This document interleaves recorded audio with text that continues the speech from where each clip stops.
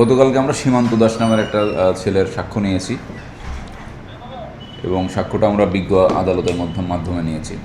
তা আমাদের জাস্টিফিকেশন হচ্ছে যে সীমান্ত দাস সে আমাদের যে দুই অভিযুক্ত আছে সিদ্ধার্থ এবং মুগ্ধ, এই দুইজনের খুব ঘনিষ্ঠ বন্ধু, এবং সিদ্ধার্থ এবং মুগ্ধ তাদের জবানবন্দিতে বিজ্ঞ আদালতে প্রদত্ত 164 ধারার জবানবন্দিতে তার বাড়িতে গভীর রাত পর্যন্ত থেকে ইয়াবা সেবন করেছে এই কথাটা বলেছিল।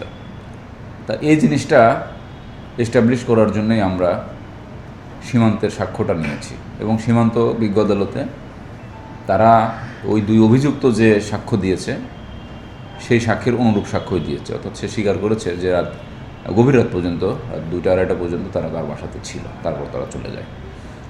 আর কতগুলো সাক্ষ্য নেওয়া হবে এটা আসলে এর সংখ্যাটা উল্লেখ করে দেওয়া কঠিন, যতগুলো প্রয়োজন হবে ততগুলোই সাক্ষ্য নেওয়া হবে, কিন্তু সাক্ষ্যের ভারে যাতে ভারাক্রান্ত না হয় মামলাটা, সেটাও আমরা দেখব।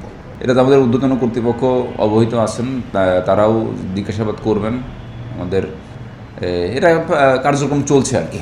তা এটা আমরা যখন এটা কমপ্লিট করে ফেলবো তখন আপনাদেরকে জানাবো, এখনও এটা জানানোর পরিস্থিতিতে নাই।